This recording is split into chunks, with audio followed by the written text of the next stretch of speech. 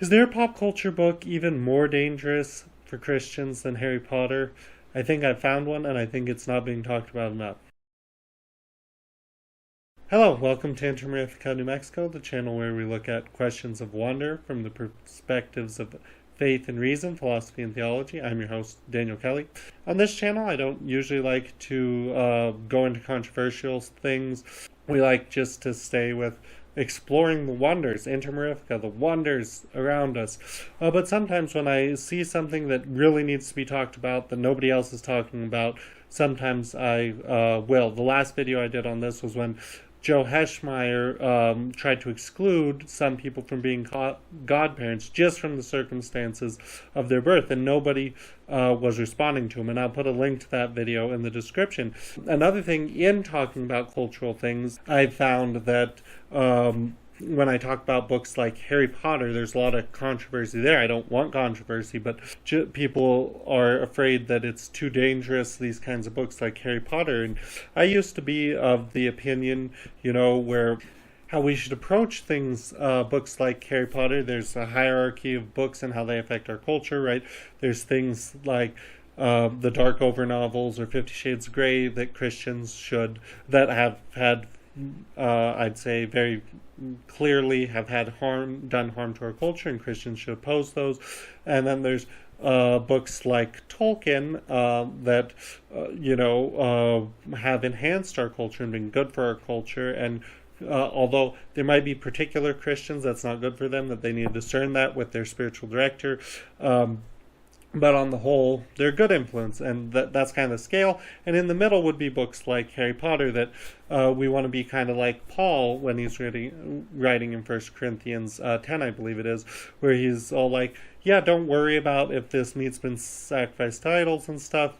It's not going to hurt you and stuff unless, there's a weak conscience around, then you might need to be careful. So things like Harry Potter, I've always thought, more like that. But as I've said that in other videos, and I've gotten some pushback and some controversy. So I have been trying to be more careful in looking at books from that angle of, is this actually harmful spiritually, or whatnot. And I found there's a very popular children's book that has spells and stuff, even worse than Harry Potter, that I haven't found any Christians talking about it. So the children's book, and the good news though is I have found that some of this author's books are being banned in some places, so that's a positive thing, right? But I haven't found Christians haven't been the one leading the charge on getting this out of schools and stuff, so I think maybe we need to do more on that. So the book we're going to be discussing today that I think is just very spiritually dangerous is The 500 Hats of Bartholomew Cubbins. It looks very innocuous. A lot of us see, Dr. Seuss, those are good books, but we need to be careful.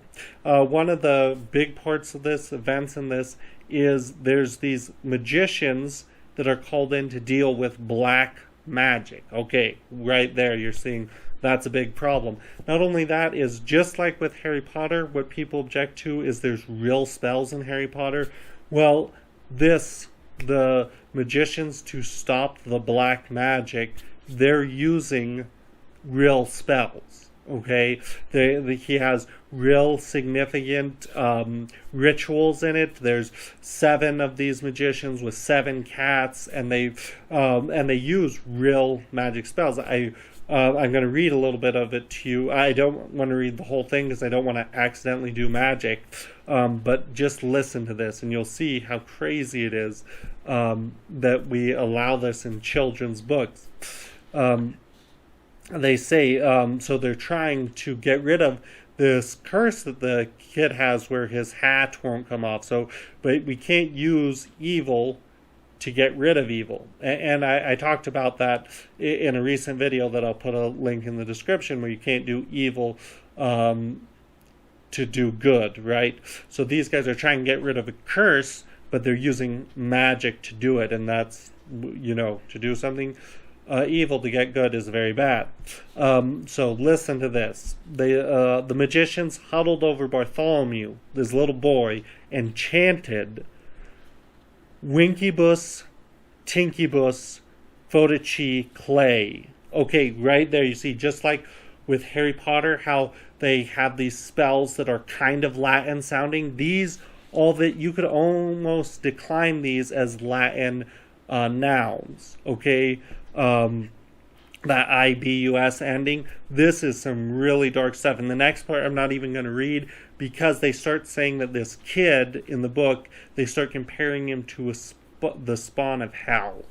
No joke. But I'm not going to read that because that's like too dark. So, and it's just this attacks you see where attacking children's innocence and whatnot. So I don't want to read that whole thing. You know, again, you don't want to get involved in that. You can look at it for yourself. Well, maybe you shouldn't actually consult with your spiritual advisor. But so we just need to be really careful when these books present magic as a good thing, right? So he's presenting it as a way to get rid of other curses. It has real spells in it. And so I think that could be really helpful. And you could accidentally maybe do some magic if you read it out loud, and children's books are supposed to be read out loud. So the next thing, if that wasn't bad enough, the author of this, he goes by the name Dr. Seuss, and if you look into it, his real name isn't Dr. Seuss. He's not even a doctor at all. So, and we know that lying is very, very bad. I recently did a video online that you can go check out.